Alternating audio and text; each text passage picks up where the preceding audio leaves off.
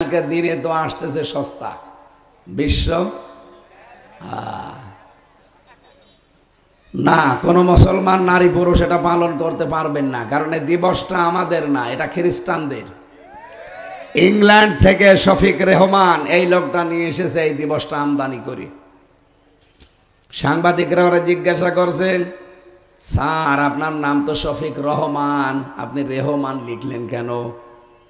বলছে রহমানের ভেতরে মৌলবাদের গন্ধ পাওয়া যায়, এই জন্যে নাম আমি কেটে বাদ দিয়ে রহমান থেকে রেহমান করে ফেলেছি।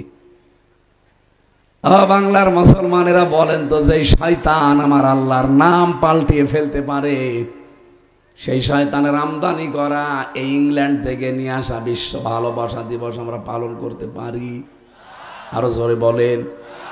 গতকাল সামনে যেদিন আসতেছে অন্তত কালকে কোনো পালন হবে না। কারা কারা এই দিবস পালন করবেন না হাত তোলেন তো।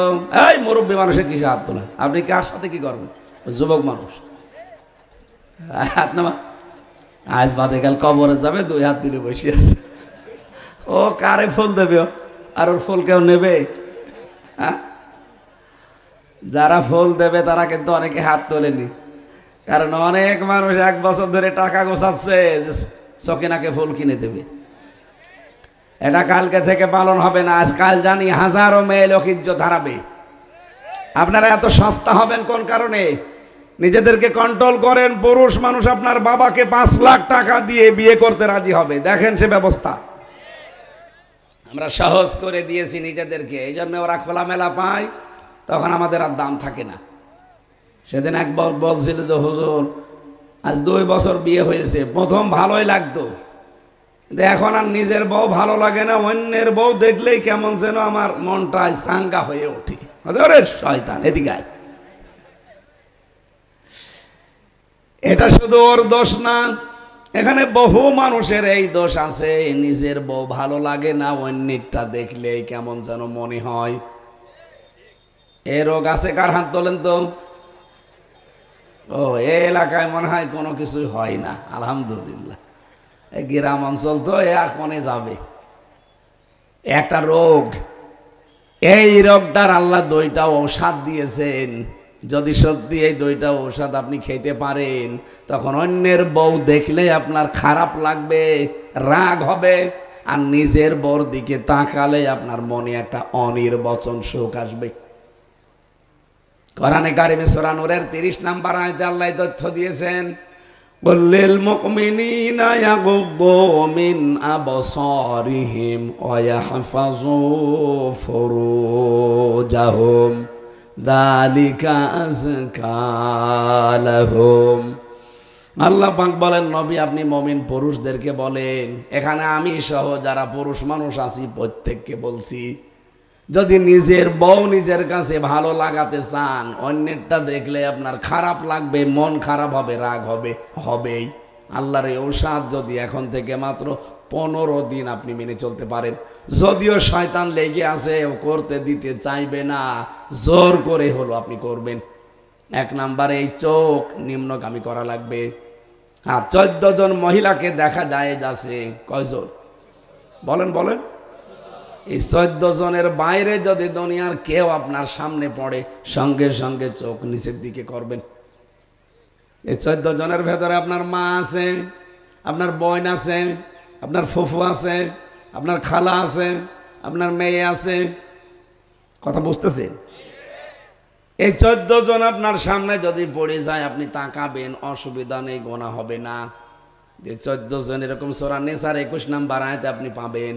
এর বাইরে যারা আছে, দুনিয়ায় যেই হোক, তার দিকে তাকালে আগে নিম্নগামী করে ফেলবেন চোখ। 2 নম্বরে নিজের লজ্জা স্থানটা হেফাজত করা লাগবে।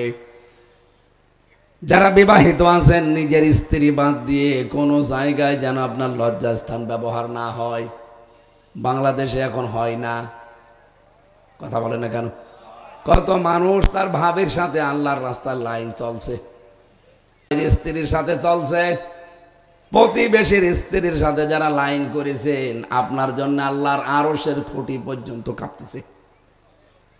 আল্লাহর কাছে এত ঘৃণিত কাজ, এটা এত রাগান্বিত হয়ে যায় আল্লাহ, যখন কোনো মানুষ নিজে তার প্রতিবেশীর স্ত্রীর সাথে অপকর্মে লিপ্ত হয়, আর এটা বাংলাদেশে আমার মনে হয় দিন দিন বেড়ে যাচ্ছে। এই ভারতের এই সিরিয়ালগুলো মানুষ দেখে, দেখে দেখে ওই অনুযায়ী কামল করে। আমার ভাইরা, আমি এই কথাটা যেহেতু মনে চলে এসেছে এই জন্য বলছি, নিজের জায়েজ স্ত্রী ছাড়া অন্য কোনো জায়গায় লজ্জাস্থানের ব্যবহার করা যাবে? আরো জোরে বলেন। এই দুইটা কাজ মাত্র 15 দিন একটু নিজেকে কন্ট্রোল করে রাখেন, এরপরে দেখবেন আল্লাহ নিজে আপনাকে বাঁচাবে। আমি সহ যারা স্বামী এখানে আছি, আমাদেরকে আল্লাহ যেন এই চরিত্রটা হেফাজতের তৌফিক দেন, বলেন আমিন। আমার মাঝে মাঝে আফসোস লাগে, যারা বিবাহিত মেয়েদের সাথে লাইন করে, পরকিয়া করে, এরা কি মানুষ না জানোয়ার? জীবনে আপনি ওই স্বামী ছেড়ে না দিলে বিয়ে করতে পারবেন ওই মহিলাকে? বলেন। এখানে তো উস্তাদ বসে আছে, বলেন তো, জীবনে ওই স্বামী ছেড়ে না দিলে উনি বিয়ে করতে পারবে না।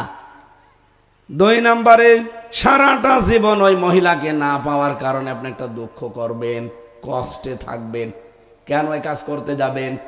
সুতরাং এই দেশে যাদের পরকীয়া প্রেম আছে, বিশেষ করে বিবাহিত মেয়েদের সাথে, এই মুহূর্তে তাদের নাম্বার ডিলিট করে দিন। কারা কারা ডিলিট করবেন নাম্বার হাত তুলে তো। বাচ্চাই কিসের হাত তুলে বসে আছো তুমি? না ভাই, সম্মানিত মা বোনেরা, আপনাদেরকে এই যে মাঝে মাঝে এখন অনশন করতে দেখছি, নিজেদেরকে বিলিয়ে দেয়, অধিকাংশ দেখছি অন্যের স্ত্রী। স্বামী হয়তো কিছুদিন বাইরে গেছে বা স্বামী আছেও, অন্যের সাথে কিছুদিন লাইন করে 2-3 বছর, এরপরে নিজের সন্তান স্বামী ছেড়ে দিয়ে চলে আসছে। অথচ তার স্ত্রী আছে, 2-3টা ছেলে মেয়ে আছে, তার বাড়িতে এসে সারা দিন সারা রাত না খেয়ে বসে আছে, যে আমারে বিয়ে করা লাগবে, আমার সব শেষ করে দিয়েছে। এখন তো সব গেল আপনার। ওই স্বামীও এখন মেনে নেবে না, এও তো নিতে চাইবে না তার স্ত্রীর কারণে। এক কথা বলছে না কেন? এখানে সতর্ক হওয়া দরকার, এখন না মরণের পরে? এক্ষুনি। যাদের এই স্বভাব আছে, আপনার যেন স্বভাব পরিবর্তন হয়, বলেন আমিন।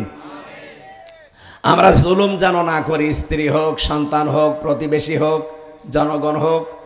2টা কাজে তাহলে আল্লাহ সব চাইতে বেশি রাগান্বিত হয়। 1 কাজে মামলা দেবে আল্লাহ, 2 কাজে আল্লাহ আষাঢ় দেবে। তাহলে অহংকার, এটা আল্লাহর আষাঢ় খাওয়া। কেউ যদি অহংকার করে, তারা আল্লাহ আষাঢ় দেবে, অপমান করবে, ঘোষণা কোরআনে আল্লাহ দিয়েছেন। 2 নম্বরে যারা জুলুম করে, সে যে ধরনের জুলুম হোক, এই জুলুমবাজগুলোকে আল্লাহ নিজে মামলা দায়ের করে আসামি বানিয়ে জাহান্নামে দেবে, বলেন নাউজুবিল্লাহ। আল্লাহ আমাদের হেফাজত করুন। আমরা সূরা লোকমানের 13 নম্বর আয়াতটা পড়েছি, খুব গুরুত্বপূর্ণ একটা বিষয়। এখানে যেহেতু বাবা আর মা আছে বিভিন্ন জায়গায়, তাদেরকে বলছি, হযরতে লোকমান তিনি নবী ছিলেন না, একজন বুজুর্গ বান্দা ছিলেন। তার চেহারা খুব ভালো ছিল না। এত কালো মানুষ দুনিয়াতে আর মাত্র 2 জন ছিল, একজন হযরতে বেলাল আর একজন হযরতে মাহজা রাদিয়াল্লাহু তাআলা। 3 জনের ভেতরে এত কালো মানুষ আমরা দুনিয়ায় তাফসিরে পড়েছি, এত কালো মানুষ আল্লাহ বানাননি, আর কিয়ামত পর্যন্ত বানাবে কিনা তাও জানি না। ঠোঁটগুলো ছিল মোটা ঝোলা, চেহারা হাড়ের তলার মতো এত কালো। অথচ এই মানুষটা কি কথা তার সন্তানকে বলেছিলেন যে আল্লাহ তাকে চিরন্তন করে দিয়েছেন। ওয়াইদ ক্বালা লুকমানু লিবনিহি ওয়া হুয়া ইয়াইযুহু ইয়া বুনাইয়া লা তুশরিক বিল্লাহ। হযরতে লোকমান তার সন্তানকে ডাক দিয়ে বলেছিলেন, হে আমার কলিজার টুকরা সন্তান, তুমি জীবনে যাই করো না কেন, আল্লাহর সাথে শরীক করবা না। বাবা হিসাবে জীবনে কোনোদিন আল্লাহর সাথে সন্তানকে পরিচয় করিয়েছেন? অথচ এই লোকটা নিজের সন্তানকে ডাক দিয়ে প্রথমে আল্লাহর সাথে পরিচয় করাচ্ছেন যে জীবনে যাই করো আল্লাহর সাথে শিরিক করবা না। ইন্না শিরকা লা যুলমুন আযীম, অবশ্যই শিরিক মহা অপরাধ, বড় জুলুম এটা। আল্লাহ রাব্বুল আলামিন বলেন, এই লোকটার চেহারা ভালো ছিল না, এই লোকটার গায়ের রং ছিল ভালো না, কালো ছিল। পৃথিবীর 3 জন কালোর ভেতরে একজন, কিন্তু তার অন্তরটা ছিল ধবধবে সাদা। এমন একটা কথা সে সন্তানকে বলেছিল, আমি আল্লাহ এত বেশি পছন্দ করেছি, কিয়ামত পর্যন্ত তারে আমি আল্লাহ চিরন্তন করে দিলাম। আজ ১৫০০ বছর আগে সূরা লোকমান নাযিল হয়েছে। আমাদের আগে ১৫০০ বছর চলে গেছে, কত মানুষ এখান থেকে শিক্ষা নিয়েছে। এখনো লক্ষ লক্ষ কোটি কোটি মানুষ দুনিয়ায় শিক্ষা নিচ্ছে। কিয়ামত পর্যন্ত এই আয়াত থেকে মানুষ শিক্ষা নিতেই থাকবে। হযরতে লোকমানের নাম যখনই বলবে তখন তার জন্য মাগফিরাতের দোয়া করবে। কথা বলেন ঠিক কিনা? কি করেছিলেন তিনি এমন? শিরিক সম্পর্কে ছেলেকে জানালেন। আল্লাহ পাক বলেন, আমি একটা দায়িত্ব নিজে নিয়ে নিলাম, যেহেতু বাবা হিসাবে সন্তানকে আমার সাথে পরিচয় করিয়ে দিলে, আমি আল্লাহ একটা দায়িত্ব নিয়ে তোমার সাথে তোমার সন্তানের সম্পর্ক কি হবে ওই কথা তামাম দুনিয়ার সব সন্তানকে জানিয়ে দিলাম। তুমি তো নিজের সন্তানকে জানিয়েছিলে, তামাম দুনিয়ায় যত ছেলে মেয়ে আসবে কিয়ামত পর্যন্ত তাদের সাথে মা বাবার সম্পর্কটা কি হবে এটা আমি আল্লাহ তাদেরকে জানিয়ে দিলাম। ওয়াসাইনাল ইনসানা বিওয়ালিদাইহি হামালাতুহুম ওয়াহানান। আল্লাহ পাক বলেন, লোকমান তুমি শুধু নিজের ছেলেকে বললে, আর আমি তামাম দুনিয়ার মানুষকে আদেশ দিলাম, পৃথিবীর মানুষেরা যা করো মা বাবার সাথে ভালো ব্যবহার করবা। এই নির্দেশ কার? আরো জোরে বলেন। উনি শুধু নিজের ছেলেকে বলেছিলেন, অথচ আল্লাহ পাক তামাম দুনিয়ার সব মানুষকে উদ্দেশ্য করে আদেশ দিচ্ছেন, ওসিয়ত করছেন, নির্দেশ দিচ্ছেন। তামাম পৃথিবীর বান্দা বান্দিরা মা বাবার সাথে কিন্তু ভালো ব্যবহার করা লাগবে। এটা কিন্তু ফরজ। এটা কি? নামাজ পড়া কি? রোজা রাখা কি? মা বাবার সাথে ভালো ব্যবহার করা, সাধ্য মতো তাদের পেছনে খরচ করা কি? এটা আছে বাংলাদেশে? নেই। নামাজ পড়ে ৫ ওয়াক্তের জায়গায় তাহাজ্জুদ মিলে রোজা রাখতেছে। এই যে আজকে কালকে পরশু দিন ৩ দিনে রোজা রাখার নিয়ম, আয়ামে বীজের রোজা রাখে অনেকে, কিন্তু মা বাবার সাথে সম্পর্ক ভালো না।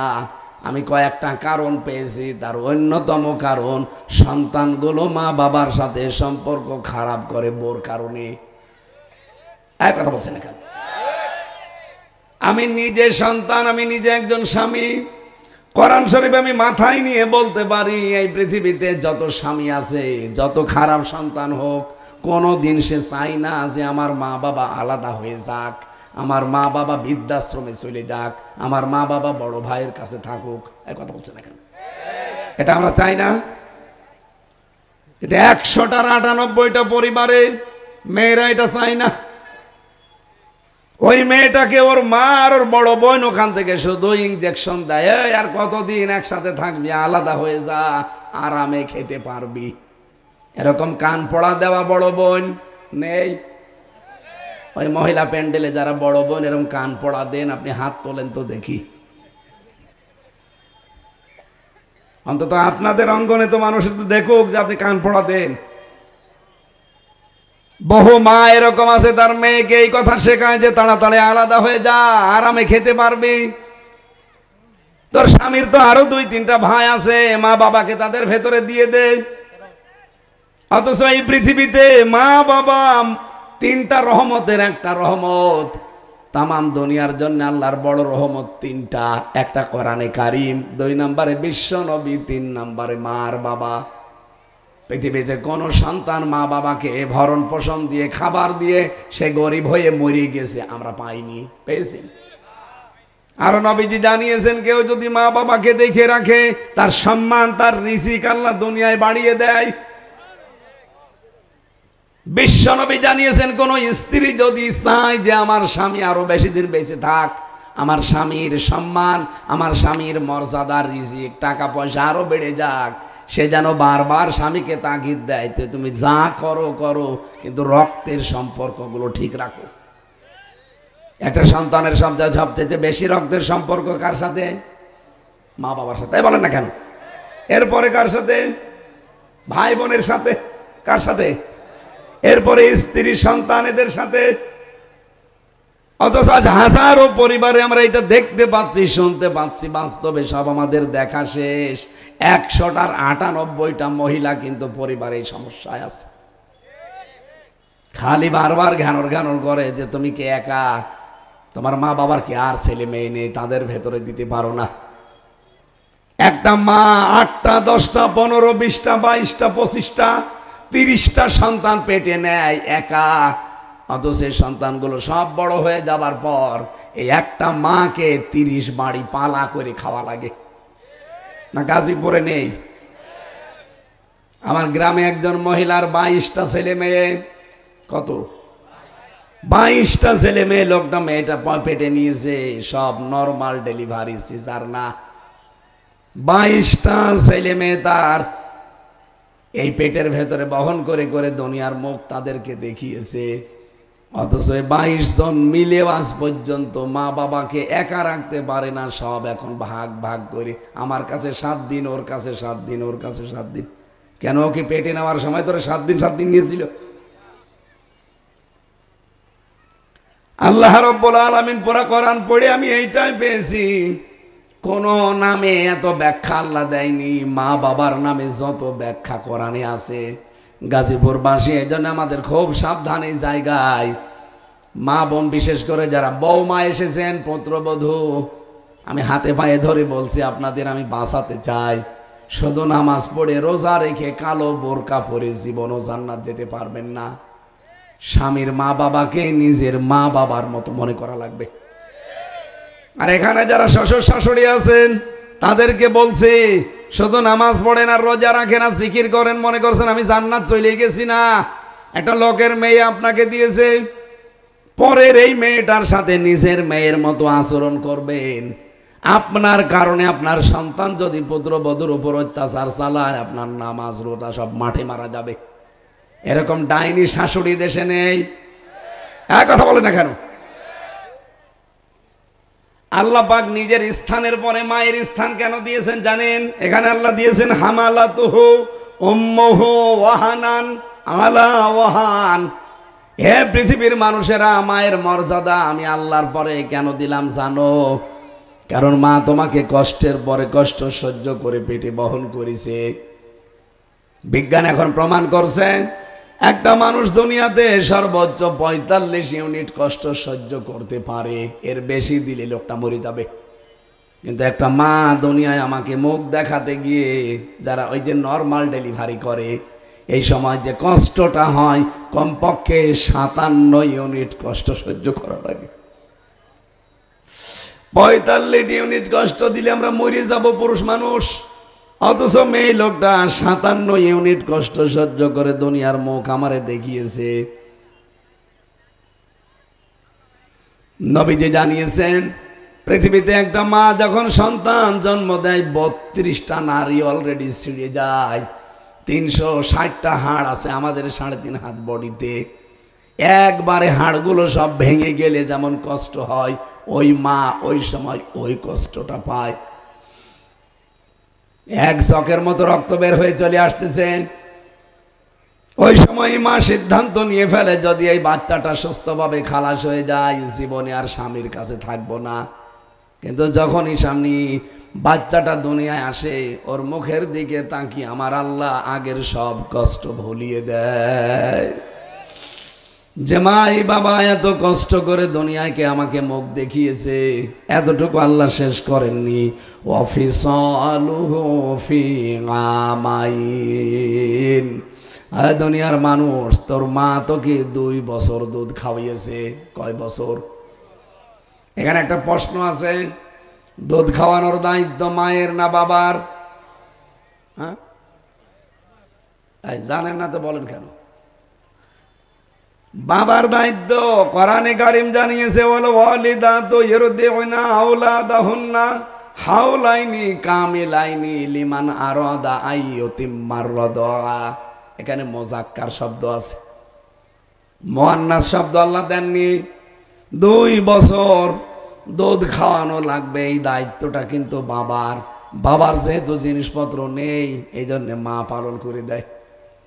মা যদি বলে না আমি করব না, তোমার এই ছেলে দুধ খাওয়াতে হলে প্রত্যেক সন্তানের 2 লাখ করে টাকা দেওয়া লাগবে, আপনার তাই দেওয়া লাগবে। এটা আমার মনে হয় মাইকে বলা ঠিক হচ্ছে না, কারণ আমার বাচ্চা এখনো 6 মাস দুধ খাচ্ছে। ও ম্যাডাম যদি লাইভ দেখে আর বাড়ি গেলে বলবে তোমার ওয়াজ নিজে আমল করো, টাকা দাও, নাই তো তোমার মেয়ে তুমি কি করবা দেখো। এদের মাইকে আমার মনে হয় বলা ঠিক হইল না।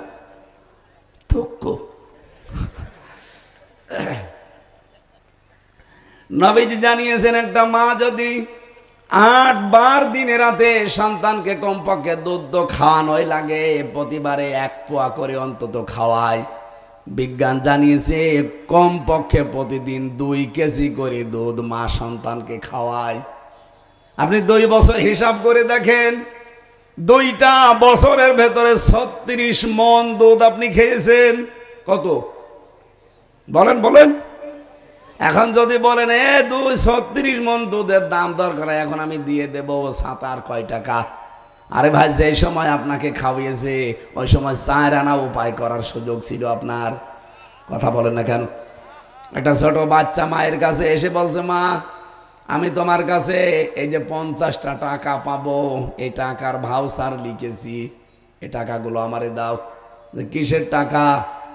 তুমি যে প্রতিদিন আমার এই দোকান থেকে এই জিনিস নিয়ে আসতে বলো, তোমার কথা মতো আমি নিয়ে এসে দেই ঝাল লবণ তেল, সুতরাং প্রতিদিন তোমার হুকুম শুনি এই হিসাবে আমি মাসে হিসাব করে দেখেছি, আমি তোমার কাছে 50 টাকা পাই।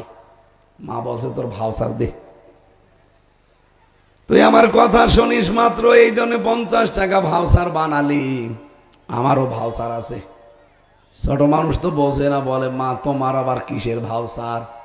আমার ভাউচার তো আমি 10 মাস 10 দিন পেটে রেখেছি এত কষ্ট করে, তোর জন্যে আমি দিনে রাতে খাবারও খেতে পারিনি। শুধু এতটুকুই না, 2 বছর আমি তোর জন্যে রাতের ঘুম প্রায় বাদই দিয়ে দিয়েছি। আমি নিজে এখন দেখতে পাচ্ছি আমার ম্যাডাম, আমার এই ছোট বাচ্চাটার 6 মাস বয়স, প্রতি রাতে অন্তত আমি যে 12টা 1টা 1:30 2টায় বাড়ি যায়, কমপক্ষে রাতের ভেতরে 5-7 বার তো উঠাই লাগে। আমার মনে হয় আমার পেটে যদি সন্তান আসতো, ওরে আমি আষাঢ় দিয়ে মেরে ফেলতাম।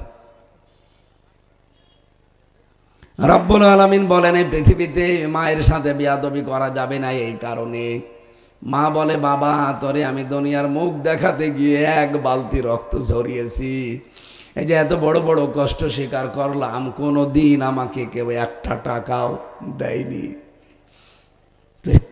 এখন দুধের দাম দিয়ে শোধ করে চলে যাবি। তোর এমন সময় আমি দুধ দিয়েছিলাম যে সময় দুনিয়ার কোনো খাবার তোর খাওয়া সম্ভব ছিল।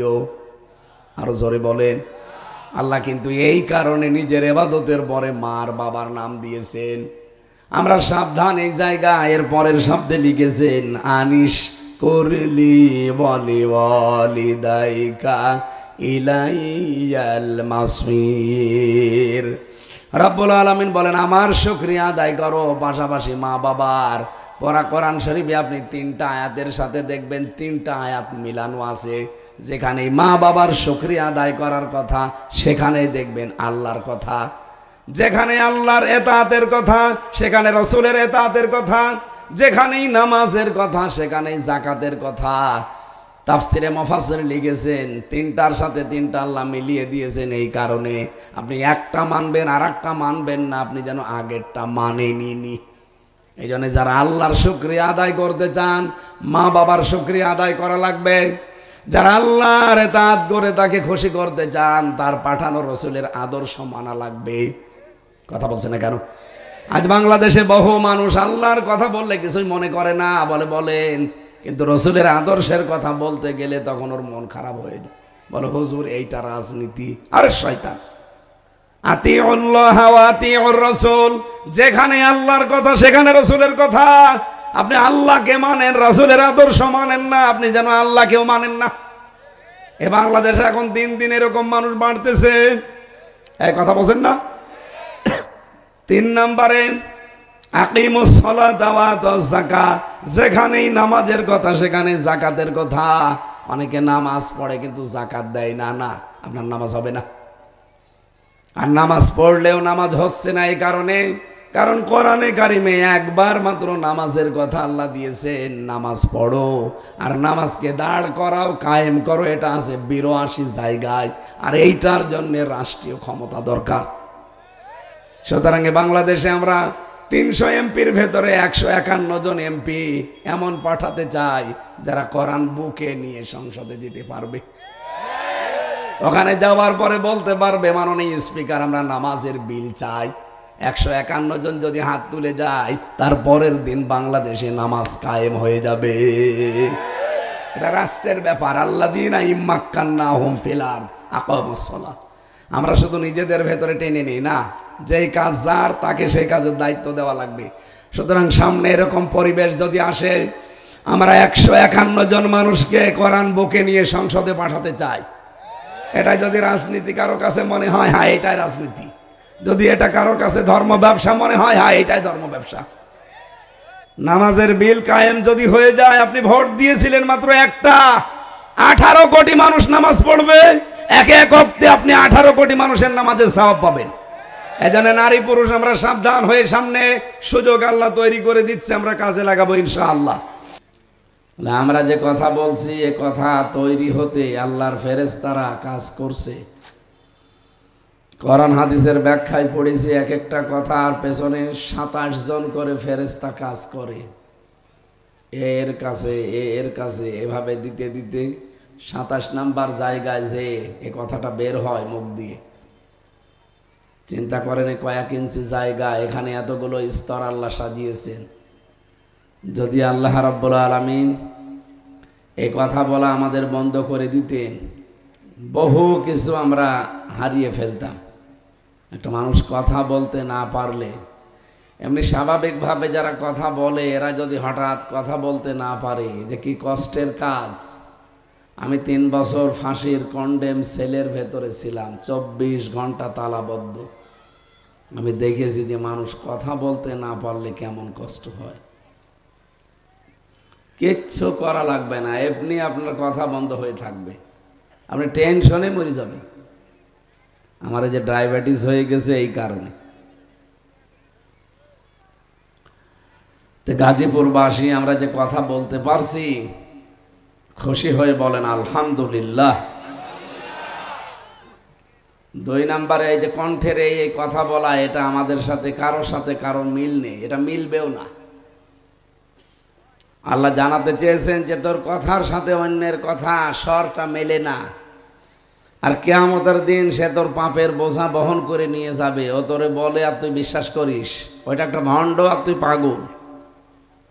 কি কথা বোঝেন না? যারা এই কথা আমাদেরকে বোঝায় যে তো চিন্তা নেই, বাবা আছে, কিয়ামতের দিন বাবা পার করে নিয়ে যাবে, এটা একেবারে পুরা দাহা মিথ্যা কথা। আমার কণ্ঠের সাথে তার কণ্ঠের স্বর মিলছে না, আর সে আমার পাপের বোঝা বহন করে নিয়ে বেড়াবে না। 2 নম্বরে মেলে না আমাদের এই যে শরীরের চামড়া, 9768 প্রকার চামড়া আছে আমাদের শরীরে।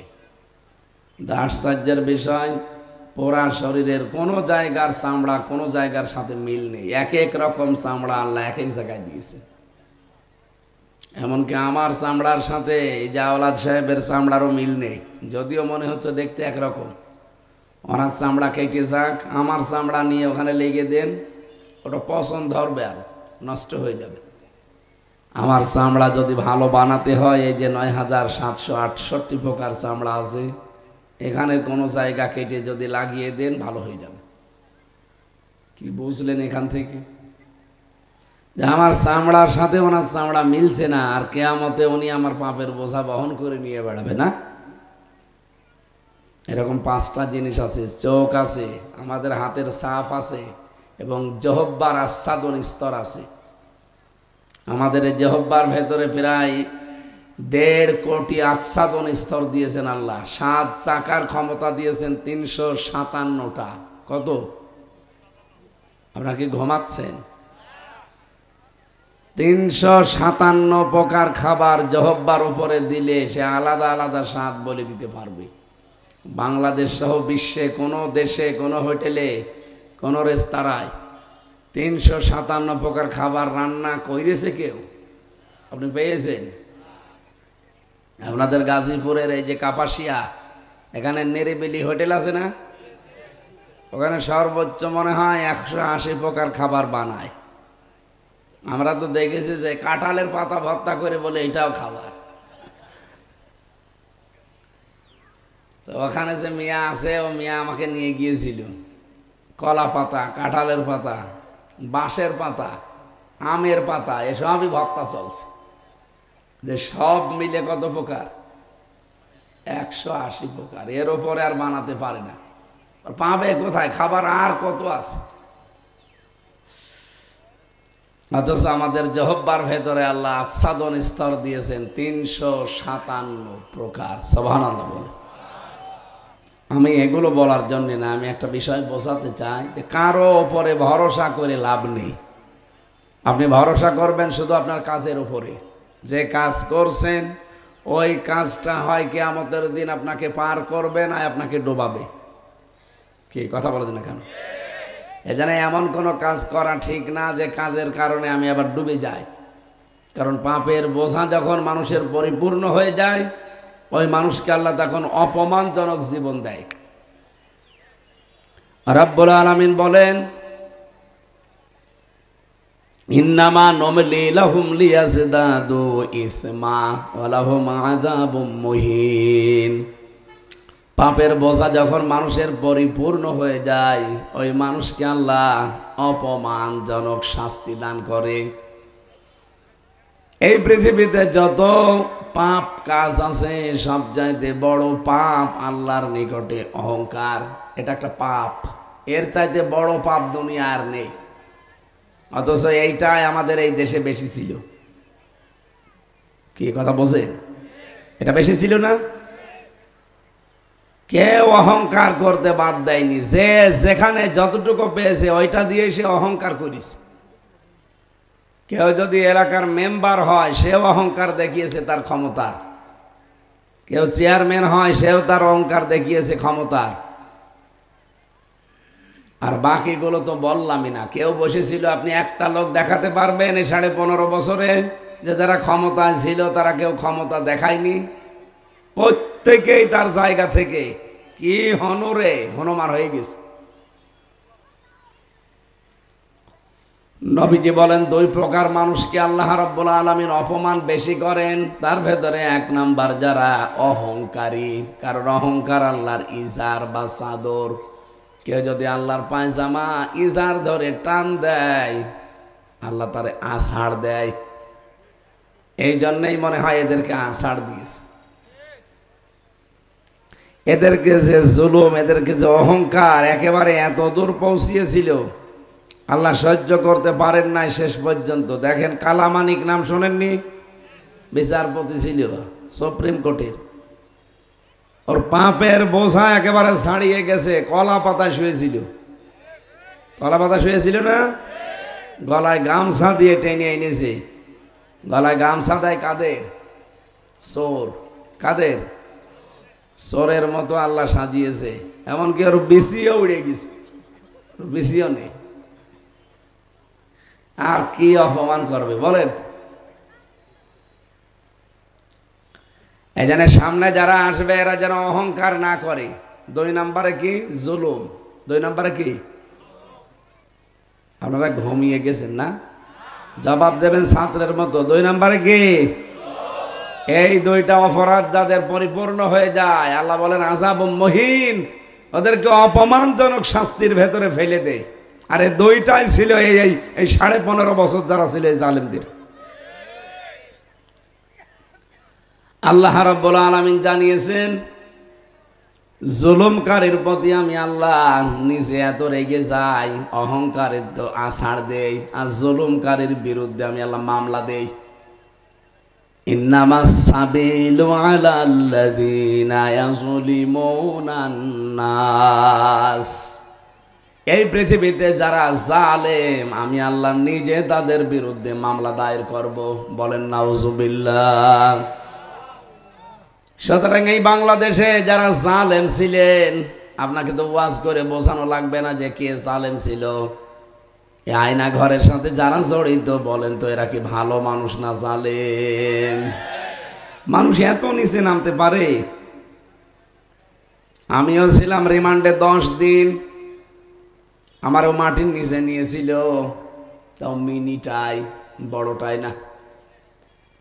গতকালকে আপনারা দেখেছেন প্রধান উপদেষ্টা উনি নিজে দেখে এসেছে বড়টা, যে মানুষ কত নিচে নামতে পারে।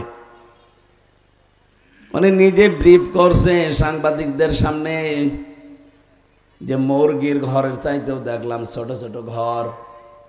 আসলে এই ঘর এদিকে 3.5 হাত, এদিকে 1.5 হাত, আবার সামনে টয়লেট দেওয়া। কত কঠিন অবস্থায় যে মানুষকে ওরা রাখতো। আমি মাঝে মাঝে ভাবতাম যে এই মানুষগুলো বাইরে যে সংসার করে কি করে। একটা মানুষের হাত পায়ের ভেতরে হাত দিয়ে এভাবে বেঁধে রাখে হ্যান্ডকাপ দিয়ে, আরে 2-5 ঘন্টা 10 ঘন্টা না, বছরের পর বছর। একটা লোককে দেখলাম এইভাবে, শুনলাম তারে 12 বছর এইভাবে রেখে দিয়েছে, হাত ডিসকানেক্ট হয়ে গেছে। 1.5-2 মিনিট সময় দিত টয়লেট করার জন্য। সকালে কয়েকটা পচা ছোলা দিয়ে যেত, দুপুরবেলা 1 মুঠ ভাত দিত, তাও মনে হচ্ছে কেউ মাখিয়ে দিয়েছে। হঠাৎ গভীর রজনীতে রাত 1টা-1.5টার দিকে 4-5 জন চোখ মুখ বাঁধা চলে আসে। এই ওঠেন, কি করব? ওঠেন বলে আপনার মুখের ভেতরে কালো কাপড় পরিয়ে দেয়, পেছনে হাত বেঁধে ডান্ডা বেড়ি লাগিয়ে বলে চল। গাড়িতে উঠিয়ে কালো কাঁচ লাগিয়ে সারা রাত ঘোরায়, কোথায় নিয়ে যায় কেউ জানে না। কোথায় থেকে যে বের করে আনলো তাও তো আপনি জানেন না। হঠাৎ রাত 3টা, 4টা, 5টা যখন আজান দেবে ফজরের, এই সময় চোখ খুলে দেবে, হাত ছেড়ে দিয়ে বলবে যা তোরে ছেড়ে দিলাম। কোথায় আছি আমি? বলে গাজীপুরের জঙ্গলে, অথবা ওই টাঙ্গাইল মধুপুরের জঙ্গলে। এরকম বিশাল বিশাল জঙ্গল, যেখানে ছেড়ে দিয়ে বলে যা তোরে ছেড়ে দিলাম। যেই সামনে দৌড় দেবেন, পেছনে গুলি করে বলবে সকালে যে ক্রস ফায়ারে মরে গেছে। এইটা চলছিল দেশে। এই কথা বলেন না কেন? আর এখন বিদেশের মানুষের কাছে সাফাই গাচ্ছে, না আমি কিছু করি নাই, মানুষ আমাকে ষড়যন্ত্র করে ক্ষমতা থেকে নামিয়েছে। পাপের বোঝা শেষ হয়ে উতরিয়ে গেছে, কিছু করেন নাই মানে আর কি করবেন? যেভাবে মানুষদেরকে রেখে দিয়েছিলেন আয়না ঘরে গুম করে, 14 বছর আপনাকে রাখা লাগবে না, শুধুমাত্র 14 দিন থেকে দেখেন আপনি টেনশনে মরে যাবেন। যে ভয়ঙ্কর অবস্থাগুলো বললাম, এটা শুনতেই যদি এরকম লাগে, আর আমি নিজে ফেস করে এসেছি। ওরা এরকম একটা চেয়ারে বসিয়ে দেয়, হাত আর পা ক্লিপ দিয়ে আটকিয়ে দেয়, এই গলাটা একটা তার দিয়ে আটকিয়ে দেয়। এমন একটা মেশিন ওদের কাছে, আমাকে নিজে দেখিয়েছে, এই যে নখ তোলা মেশিন, এই হাতের সাথে পায়ের সাথে এমন সিস্টেম করা, আপনি তো বসে আছেন, শুধু ওই মেশিন এসে ধরবে আর টিপ দিলে আপনার আস্তে করে নখের এইগুলো সব খুলে চলে যাবে। শুধু নখ খুলে ছেড়ে দিলে তো হয় না, ওর উপরে পাতলা মিহি লবণ ছিটিয়ে দেয়।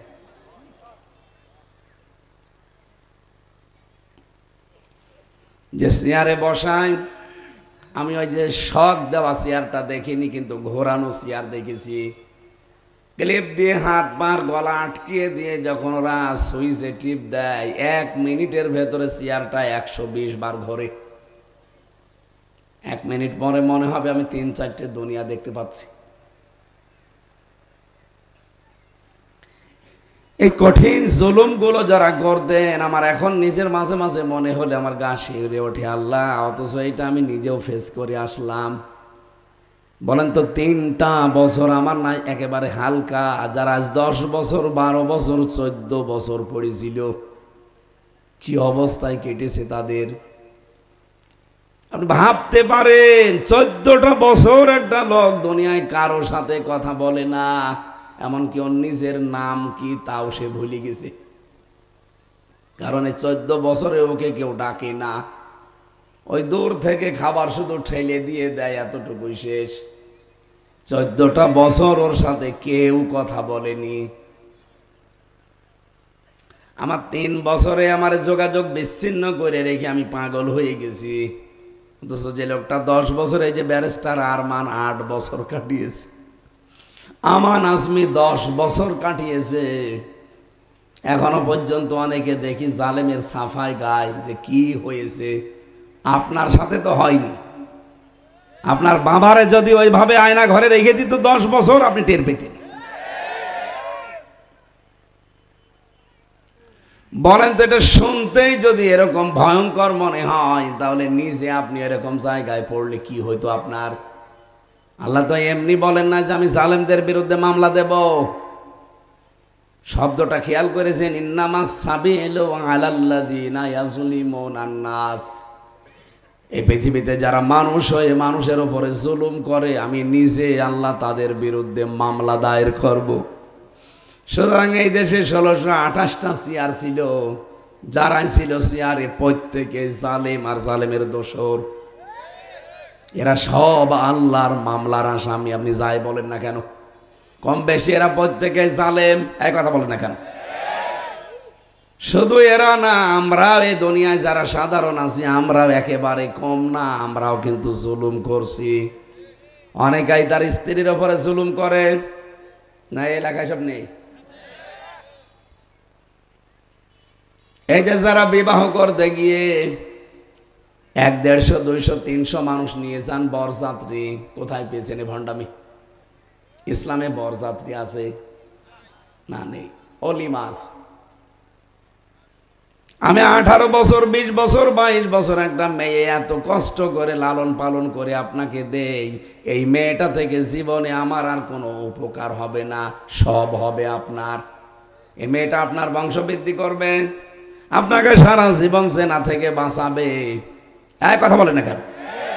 আমি যে বাবা, আমি মা, আমার কোনো উপকার আছে মেয়েটা দিয়ে? কোনো উপকার নেই। খালি এই 22-23 বছর খালি শ্রম দিয়েই মানুষ করে দিলাম আপনাকে, শেষ। বাকি যা উপকার সব আপনি তার থেকে নেবেন। অথচ তাকে নেওয়ার সময় আপনি আমার কাছে 2-5 লাখ টাকা দাবি করেন। আপনি মানুষ? নিজে যেদিন মেয়ে বিয়ে দেবেন সেদিন টের পাবেন যে অবস্থা কি। অথচ ইসলাম হচ্ছে আপনি অলিমা করবেন বিয়ের দিন, অলিমার কোনো খবরই নেই। উনি বরযাত্রী নিয়ে যাচ্ছি ফকিরের মতো 200-300। আপনি কি ইতর নাকি? যেহেতু ইসলামে এইটা নেই, আজকে থেকেই বন্ধ হবে। বাংলাদেশে কোনো বরযাত্রী কেউ যাবে না। যদি কিছু করতে চান বিয়ের দিন অলিমা করবেন। কথা বলছে না কেন? এখানে তো বহু মানুষ দেখা যাচ্ছে, দেখতে মনে হচ্ছে খুব ভালো মানুষ, আল্লাহর ওলি। অলিমা করেছেন কারা? বিয়েতে হাত তোলেন তো। একজন। আপনার বয়স তো মনে হচ্ছে 90 বছর। কিসের বিয়ে করেছেন আপনি? হ্যাঁ, অলিমা করেছেন? ও বোঝে না, আন্দাজ হাত তুলেছে না। আমি হাসির জন্য বলি না, যেহেতু ইসলামে নেই, আজকে থেকে এটা বন্ধ করা লাগবে। কেউ আর বরযাত্রী দাওয়াত দিলে নেবেন না। কি কথা বলছে না কেন? অলিমা হয় মেয়ের বাড়ি না ছেলের বাড়ি? হ্যাঁ, একটা মানুষ এখানে হাত তোলেন। এক বুড়ো হাত তুলেছে, ও 90 বছর বয়স, ওকে আবার বিয়ে করবে নাকি? একটা মানুষ আমরা হাত তুলতে পারলাম না, তার মানে কি চলছে বলেন তো মেয়েদের বাবার উপরে? এটা জুলুম না? কি স্যার বলেন, এটা জুলুম না? এই জুলুম বন্ধ করা লাগবে বিয়ের সময়। বারবার অলিমা করার কথা বলছি, বরযাত্রী নিষেধ করছি, কারণ আমার ছেলে নেই, আমার 3টা মেয়ে, আমার বাঁচা লাগবে না? যদি আমি নিজেও আমল করতে পারি না, ওই সময় তো বুঝতাম না। বিশ্ববিদ্যালয়ে 2nd ইয়ারে থাকতে আমার বিয়ে দিয়েছে। আমি বরযাত্রী বেশি নেইনি, 8-9 জন। সুতরাং ওইটাই অত চাপ হয়নি। কিন্তু যারা এই 150, 200, 300 মানুষ নিয়ে যান, আপনার বিবেকে বাধা দেয় না যে একটা মানুষ এত কষ্ট করে মেয়েটা দিচ্ছে, আবার 300 মানুষ তারে খাওয়ানো লাগবে? মেয়েদের এই দাম কমার পেছনে কারণ হচ্ছে পর্দা। মেয়েরা যদি সত্যি খাস পর্দায় থাকতে পারত, পুরুষকে আল্লাহ যে চাহিদা দিয়েছে, আমার মনে হয় 5 লাখ টাকা হলেও নিজে আরো শ্বশুরকে দিয়ে মেয়ে বিয়ে করে নিয়ে আসত। আপনার পানির পিপাসায় ছাতি ফেটে যাচ্ছে, কিন্তু সারা এলাকায় কোনো জায়গায় পানি নেই, শুধু ডাব আছে। কিন্তু দোকানদার বলছে এক একটা ডাব 2000 টাকা করে, আপনি বাঁচতে হলে তাই কিনবেন। কথা বলে না কেন? মেয়েরা যদি সত্যিই পর্দায় থাকতে পারে, খাস পর্দা যেটা, আর সত্যিই যদি ওরা এটা পালন করতে পারতো, এই দেশে পুরুষদের আল্লাহ যে চাহিদা দিয়েছে, যখন আর পেত না মেয়ে লোক এরকম একেবারে ফিরি, তখন অন্তত 5 লাখ 10 লাখ টাকা মেয়ের বাবাকে দিয়ে হলেও বিয়ে করত। এই জন্য এগুলো সস্তা করা যাবে না। আর কাল নামাজ আর 2 মিনিট আছে মাগরিবের, এই জন্য আমরা আর আগাতে পারছি না। আল্লাহুম্মা আমিন। লা হাওলা ওয়ালা কুওয়াতা ইল্লা বিল্লাহিল আলিয়্যিল আযীম। রব্বুল আলামিন হযরত লোকমানের এই ওসিয়ত আমাদের জীবনে তুমি পালন করার তৌফিক দাও। বড় ভাই আওলাদ এলাকার মানুষকে সাথে নিয়ে সরকার বাড়িতে যে বিশাল আয়োজন করেছে কোরআনের, এদের পূর্বপুরুষ তারা কবরে আছে, মাফ করে দাও। কিয়ামত পর্যন্ত কোরআনের এই অনুষ্ঠানটা তুমি এখানে কায়েম করে রাখো। সম্মানিত মা বোনেরা অনেক অসুস্থ থাকে, আল্লাহ তাদের শেফায়ে কামেলা আজিলা দাও। অনেক স্বামী স্ত্রীর মিল মহব্বত নেই, আল্লাহ তুমি মায়া মহব্বত পয়দা করে দাও। আর রব্বানা হাবলানা মিন আজওয়াজিনা ওয়া যুররিয়াতিনা কুররাতা আয়ুনিন ওয়াজআলনা লিল মুত্তাকিনা ইমামা। 3টা বছর জালেমরা আমার এই 3.5 হাত বডিতে এমন কোন টর্চার নেই যা করে না, শরীরটা ধ্বংস করে দিয়েছে। আল্লাহ আমি পিঠ খুলতে পারি না, আমার মাথার চুল থেকে পায়ের তালু পর্যন্ত ওরা টর্চার করেছে। আমি স্বাভাবিক হতেই পারছি না, আমার শরীরটাও নষ্ট হয়েছে, কণ্ঠ নষ্ট হয়ে গেছে। আল্লাহ তুমি আমার কণ্ঠটা শরীরটা আবার ভিক্ষা দাও। কোরআনের কথা বলতে যে যোগ্যতা দরকার, কণ্ঠ দরকার। আল্লাহ তাআলা তোমার বান্দা বান্দীদের যেন সহজে বোঝাতে পারি, ওইটা আমারে তুমি দান করো। এলাকায় মাটির নিচে যত কবর আছে, কবরগুলোকে জান্নাত বানিয়ে দাও। কণ্ঠের কারণে কথা বলতে কষ্ট হচ্ছে, যতটুকুই বলেছি আল্লাহ আমলের সুযোগ করে দাও। আমার আওলাদ ভাইকে কবুল করো, তার স্ত্রী সন্তানদেরকে তুমি মঞ্জুর করো। মাহফিলের সভাপতি, প্রধান অতিথি, কত মানুষ এখানে বসে আছে, রব্বুল আলামিন এ দেশটাকে তুমি ইসলামের হাতে তুলে দাও। আলহামদুলিল্লাহি রাব্বিল আলামিন। লা ইলাহা ইল্লাল্লাহু মুহাম্মাদুর রাসূলুল্লাহ।